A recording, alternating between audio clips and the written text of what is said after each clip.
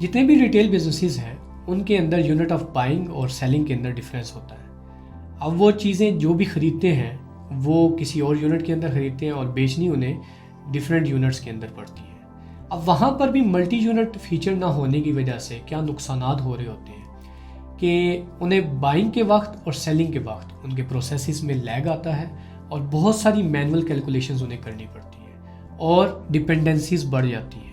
ये सारी चीज़ें होने की वजह से उन्हें काफ़ी नुकसान उठाना पड़ता है। जैसे मिसाल के तौर पर किसी भी रिटेल बिजनेस के अंदर जैसे वो कोई चीज़ परचेज करते हैं तो वो कॉटन की फॉर्म में परचेज करते हैं। अब जब वो कॉटन की फॉर्म में परचेज करेंगे तो अब उन्हें एक मैनुअल कैलकुलेशन करनी पड़ती है। वो मैनुअल कैलकुलेशन क्या है कि एक कॉटन के अंदर कितने बॉक्स हैं, उस बॉक्स के अंदर कितने पीसीज हैं, ये सारे उन्हें फाइंड आउट करने पड़ते हैं और मैनुअली कैलकुलेट करने पड़ते हैं। कॉटन की कन्वर्जन करनी पड़ती है। अब ये कन्वर्जन वो मैनुअली करेगा।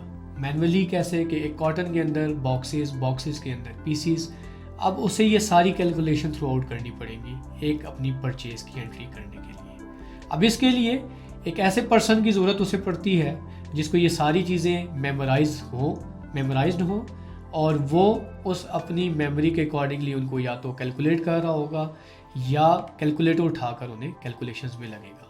अब इसके अंदर प्रोसेस में लैग आएगा और मैनुअल कैलकुलेशंस जब भी आती हैं तो चांसेस ऑफ एरर जो है वो बढ़ जाती है। अब सेलिंग के वक्त सिमिलर जो स्नैरियो से परचेज के वक्त पड़ रहा है, अब वो सिमिलर स्नैरियो से रिपीट करना पड़ता है सेलिंग के वक्त। कि सेलिंग के वक्त अगर उसे बॉक्स सेल आउट करना है तो सबसे पहले उसने कैलकुलेट करना है कि इस बॉक्स के अंदर कितने पीसीज हैं, वो उन्हें मैनुअली कैलकुलेट करेगा और फिर उस कैलकुलेशन के बाद वो उनको सेल आउट कर सकेगा। अब मल्टी यूनिट फीचर इन्हें कैसे हेल्प आउट करता है। कॉटन के अंदर बॉक्स के अंदर पीस, तो परचेज के वक्त उसके पास तीनों यूनिट होंगे।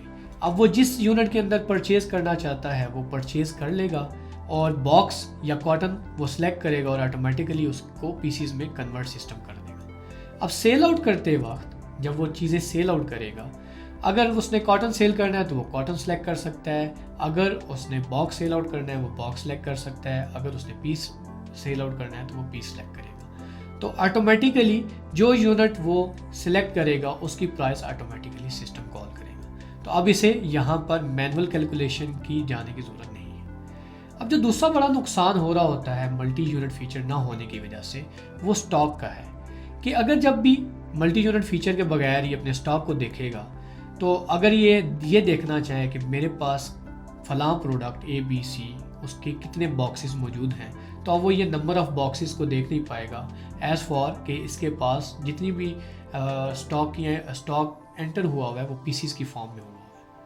अब मल्टी यूनिट फीचर ये से बेनिफिट देता है कि वो अपने स्टॉक को अपनी डिफरेंट यूनिट्स के अंदर देख सकता है। अगर वो ये देखना चाहे कि मेरे पास कितने नंबर ऑफ कॉटन्स मौजूद हैं तो वो अपने कॉटन्स की फॉर्म में स्टॉक भी देख सकता है। अगर वो ये देखना चाहे कि मेरे पास कितने नंबर ऑफ पीसीज मौजूद हैं तो वो पीसीज की फॉर्म में भी देख सकता है। तो एम रिटेल के बहुत सारे फीचर्स इन रिटेल बिजनेसेस के लिए कैसे बेनिफिशियल हैं ये हम अपनी आने वाली नेक्स्ट वीडियो के अंदर डिटेल में डिस्कस करेंगे।